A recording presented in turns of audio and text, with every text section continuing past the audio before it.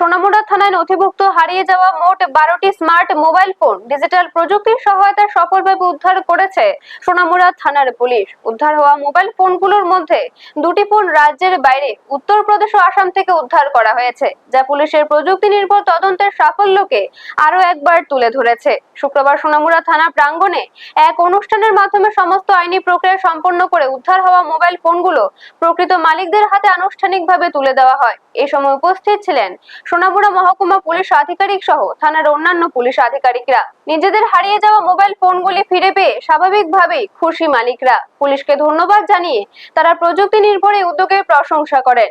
এদিকে mobile phone হস্তান্তরের সময় পুলিশ আধিকারিকরা সকলকে স্মার্টফোন ব্যবহারে আরো সতর্ক থাকার আহ্বান জানান। পাশাপাশি মোবাইল ফোনের নিরাপত্তা নিশ্চিত করতে প্রয়োজনীয় সতর্কতা অবলম্বন এবং হারিয়ে গেলে দ্রুত থানায় অভিযোগ জানানোর পরামর্শও দেওয়া হয়। ব্যুরো রিপোর্ট, নিউজ তৎকাল 24।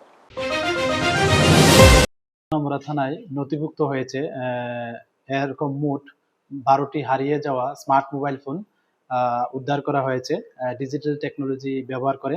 এর মধ্যে দুটি মোবাইল ফোন বহিরাজ্যে হারিয়েছিল, যেমন উত্তরপ্রদেশ এবং আসামে। তো আজকে আমরা এগুলি যে প্রকৃত মালিক আছে ওনাদের কাছে হস্তান্তর করা হয় আমাদের সোনামুড়া থানাতে, আমাদের এসডিপিও স্যারের, সোনামুড়া এসডিপিও স্যারের উপস্থিতিতে। এবং তাদের উদ্দেশ্যে বলা হয়েছে যাতে এই স্মার্ট মোবাইল ফোনগুলি যাতে সতর্কতার সঙ্গে ব্যবহার করে এবং সতর্ক নজর রাখে। Thank you. আপনারা দেখছেন নিউজ তৎকাল 24।